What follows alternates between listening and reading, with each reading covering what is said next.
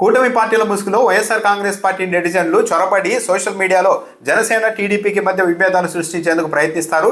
చాలా జాగ్రత్తగా ఉండండి అంటూ కూటమి పార్టీలు తమ పార్టీ కార్యకర్తలకి ఒక నోటును రిలీజ్ చేశాయి. ఎన్డీఏ సోషల్ మీడియా సమన్వయ కమిటీ పేరుతో ఈ లేఖను విడుదల చేశారు. మరి అది ఎప్పుడు ఏర్పడిందో తెలియదు. అయితే ఈ లేఖ అన్నది తప్పనిసరిగా తెలుగుదేశం పార్టీ కార్యాలయంలోనే తయారైంది అన్నది నిర్వివాదాంశం. ఎందుకంటే అందరూ వాడిన టర్మినాలజీ అలా ఉంది. గొడ్డలి పార్టీ అంటూ వాడారు. ఇది తెలుగుదేశం పార్టీ ఉపయోగించే పదజాలం. ఆ లేఖను పంపిస్తే బీజేపీ వాళ్ళు, జనసేన పార్టీ వాళ్ళు కూడా తమ అధికారిక సోషల్ మీడియా ఖాతాలో యాజ్ ఇట్ ఈస్ గా పోస్ట్ చేసినట్టుగా ఉన్నారు. నిజంగానే వైఎస్ఆర్ కాంగ్రెస్ పార్టీ చొరబడి మరి జనసేన పార్టీ టీడీపీ మధ్య గొడవలు సృష్టించాల్సినంత కృత్రిమ పరిస్థితులు ఇప్పుడు ఉన్నాయా? సహజంగానే జనసేన పార్టీకి టీడీపీకి మధ్య పెద్ద వార్ నడుస్తోంది. వైఎస్ఆర్ కాంగ్రెస్ పార్టీకి జనసేన పార్టీకి కాదు, ఇంటర్నల్ గా తెలుగుదేశం పార్టీకి జనసేన పార్టీకే పెద్ద ఎత్తున గొడవ నడుస్తోంది. ఒక పవన్ కళ్యాణ్, నాదెండ్ల మనోహర్, ఇటువైపు చంద్రబాబు, లోకేష్ ఇలాంటి వాళ్ళ వ్యక్తిగత ప్రయోజనాలు నెరవేరుతూ ఉన్నాయి కాబట్టి వాళ్ళందరికీ బాగుండవచ్చు. కానీ క్షేత్రస్థాయిలో మాత్రం ఎవరి దారి వాళ్ళు చూసుకుంటూ చాలా స్వేచ్ఛగా మాట్లాడేందుకు జనసేన పార్టీ వాళ్ళు ప్రయత్నిస్తున్నారు. కొంతమంది తెలుగుదేశం పార్టీ వాళ్ళు కూడా ప్రయత్నిస్తూ ఉన్నారు. ఎప్పుడైనా సరే,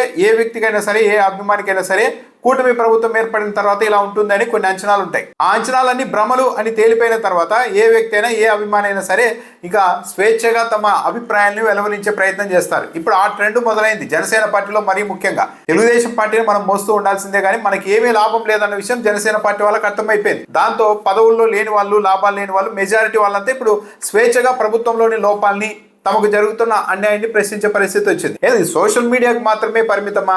జనసేన పార్టీ ఎమ్మెల్యే బొలిశెట్టి శ్రీనివాసే అన్నారు, జనసేన పార్టీకి తీవ్ర అన్యాయం జరుగుతోంది తెలుగుదేశం పార్టీ ఎమ్మెల్యేలు ఉన్న చోట అని మాట్లాడారు కదా. కొవ్వూరు జనసేన పార్టీ ఇన్ఛార్జ్ టీవీ రామారావు జనసేన పార్టీని బూట్లు నాకే పార్టీ లాగా తెలుగుదేశం పార్టీ వాళ్ళు చూస్తున్నారని అన్నారు కదా. బాలినేని శ్రీనివాస్ రెడ్డి వ్యవహారం చూసాం కదా. తొలి నుంచి జనసేన పార్టీలోనే ఉన్న రాయపాటి అరుణ కూడా నిన్న ఏం మాట్లాడారు దామచర్ల జనార్దన్ గురించి చూసాం కదా. జనసేన పార్టీ నుండి బయటకు వచ్చిన బొలిశెట్టి సత్యనారాయణ ఇప్పటికీ కూడా ఏ విధంగా మాట్లాడుతున్నారు ఈ కూటమిలోని లుకలుకల పైన, జనసేన పార్టీకి జరుగుతున్న అన్యాయం పైన. పిఠాపురంలో జనసేన పార్టీకి వర్మకు మధ్య గొడవ అందరికీ తెలిసిందే కదా. శ్రీకాళహస్తిలో ఏం జరిగిందో కూడా చూశారు కదా. జనసేన పార్టీకి స్థానిక సంస్థల ఎన్నికల్లో కేవలం 15% సీట్లు ఇస్తామని ఏకపక్షంగా నారా లోకేష్ గారు ప్రకటిస్తే దాని మీద నాదెండ్ల మనోహర్ గారు కూడా స్పందించారు కదా. 2024 సాధారణ ఎన్నికల సమయం వేరు, అప్పుడు రాష్ట్ర ప్రయోజనాల కోసం మేము త్యాగాలు చేశాము, ఇప్పుడు అలా ఉండదు, మాకు తగిన ప్రాధాన్యత ఇవ్వాల్సిందే, తగిన సంఖ్యలో సీట్లు ఇవ్వాల్సిందే అన్నారు కదా. అంటే పై స్థాయిలో కూడా విభేదాలు అన్నవి అంతర్గతంగా ఉన్నాయి అన్నది ఇక్కడ క్లియర్గా అర్థమవుతుంది కదా. కానీ ఇటువైపు జగన్మోహన్ రెడ్డి ఉన్నారు కాబట్టి చంద్రబాబు నాయుడు గారు, పవన్ కళ్యాణ్ గారు, నాదెండ్ల మనోహర్ లాంటి వాళ్ళ కీలక నాయకుల వ్యక్తిగత ప్రయోజనాలు నిలబడుతున్నాయి కాబట్టి, వాళ్ళు మంత్రి పదవుల్లో ఉన్నారు కాబట్టి ఈ కూటమి ఇలాగే ఉంటే మనకు బాగా ఉంటుందని వాళ్ళు అనుకోవచ్చు 10 మంది పెద్ద పెద్ద నాయకులు. కానీ కింద నిజంగా ఫైట్ చేసి కూటమి గెలవాలని ప్రయత్నించి ఇప్పుడు ఏ ప్రయోజనాలు లేక నిరుత్సాహంతో ఉన్న వాళ్ళందరూ ఇప్పుడు స్వేచ్ఛగా మాట్లాడుతూ ఉన్నారు. అసలు జనసేన పార్టీ టీడీపీ మధ్య అనుబంధం అన్నది ఒక సహజ సిద్ధమైనదా లేకుంటే కృత్రిమమైనదా? ఇటువైపు జగన్మోహన్ రెడ్డి ఉన్నారు కాబట్టి జనసేన పార్టీ పెద్దలు, టీడీపీ పెద్దలు బలవంతంగా కలిసి ఉంటున్నారు. కానీ న్యాచురల్ గా తెలుగుదేశం పార్టీ, జనసేన పార్టీ మధ్య క్షేత్రస్థాయిలో పొంతన ఎప్పటికీ లేదు. ఈ రోజు కాదు కదా, 2014లో కూడా ఇలాగే పొత్తు పెట్టుకున్నారు. పొత్తు పెట్టుకున్న తర్వాత, గెలిచిన తర్వాత ఇదే పవన్ కళ్యాణ్ ఉద్దేశించి బాలకృష్ణ ఏం మాట్లాడారు, చింతమనేని ప్రభాకర్ ఏం మాట్లాడారు, జనసేన పార్టీ వాళ్ళందరినీ అలగా జనం అని బాలకృష్ణ అన్నారా? ఇదే విషయాన్ని పవన్ కళ్యాణ్ గారే చెప్పారు కదా, బాలకృష్ణ మనల్ని అలగా జనం అంటున్నారని. చింతమనేని ప్రభాకర్ ఏమన్నారు, సొంత అన్నని గెలిపించుకోలేని పవన్ కళ్యాణ్ తెలుగుదేశం పార్టీని గెలిపించారంటే మేము నమ్మాలా అన్నారు. అశోక్ గజపతిరాజు అసలు పవన్ కళ్యాణ్ అనే వ్యక్తి ఎవరో తెలియదు అన్నారు.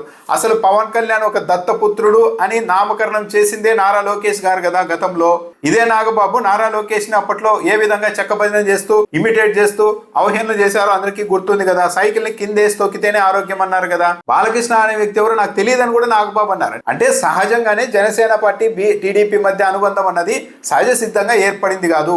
వ్యక్తిగత ప్రయోజనాలు, రాజకీయ ప్రయోజనాల కోసం ఒక కృత్రిమంగా ఏర్పడింది. ఆ ప్రయోజనాలు నెరవేరుతున్న వాళ్ళంతా ఈ కూటమి ఎలాగే ఉండాలి అనుకుంటున్నారు. కానీ 2 ఏళ్ళు గడిచిపోయిన తర్వాత కూడా అవమానాల పాలవుతున్న జనసేన పార్టీ వాళ్ళంతా ఇంకా దీంట్లో ఎందుకు ఉండాలా, కనీసం మనం స్వేచ్ఛగా మాట్లాడదాం, మన అభిప్రాయాన్ని వ్యక్తీకరిద్దాం అన్న ధోరణితో ముందుకు వచ్చారు. అసలు ఈ నోట్ ఇప్పుడే ఎందుకు ఇచ్చారంటే సోషల్ మీడియాలో గత 10 రోజులుగా ఒక పెద్ద వివాదం నడుస్తోంది. నాగబాబు కుమారుడు వరుణ్ తేజ్ నటించిన సినిమాలో సీనియర్ ఎన్టీఆర్ని అవహేళన చేసేలాగా ఒక సీన్ పెట్టారు అని తెలుగుదేశం పార్టీ వాళ్ళు ఆగ్రహం వ్యక్తం చేస్తే మొదలైంది. ఆ తర్వాత వేల ట్వీట్లు, వేల కామెంట్లు, రకరకాలుగా జనసేన పార్టీ వాళ్ళు, టీడీపీ వాళ్ళు తిట్టుకుంటూ ఉన్నారు. మరి దీనికి కూడా వైఎస్ఆర్ కాంగ్రెస్ పార్టీనే కారణమా? నాగబాబుకు చెప్పి మీ కుమారుడు నటించే సినిమాలో ఇలా సీనియర్ ఎన్టీఆర్ని ఇలా కామెడీ చేయమనండి, దాన్ని పట్టుకో మేము ట్రోల్ చేస్తామని ఏమన్నా వైసీపీ వాళ్ళు చెప్పి ఉంటారా? అంటే ఇదంతా సహజ సిద్ధంగానే విభేదాలు ఏర్పడుతున్నాయి జనసేన పార్టీ నెటిజన్ల మధ్య.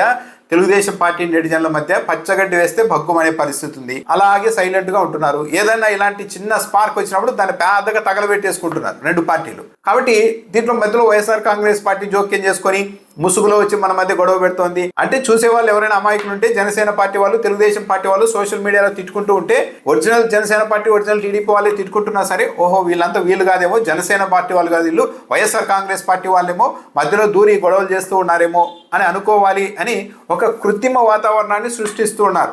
జనసేన పార్టీకి, టీడీపీకి క్షేత్రస్థాయిలో రిఫ్ట్ అన్నది అసాధారణ స్థాయిలో పెరిగిపోయింది అన్నది ప్రభుత్వ పెద్దలకు కూడా తెలుసు. కానీ ఇప్పుడు వీళ్ళకి కావాల్సింది ఏంటి? ప్రభుత్వ పెద్దలకు, అటు జనసేన పార్టీ పెద్దలకు అంతా పైకి బాగా ఉంది అన్న వాతావరణం ఉంటే చాలు, ఈ 3 ఏళ్ళు ఇలా గడిపేద్దాం అన్నట్టుగా ఉంది.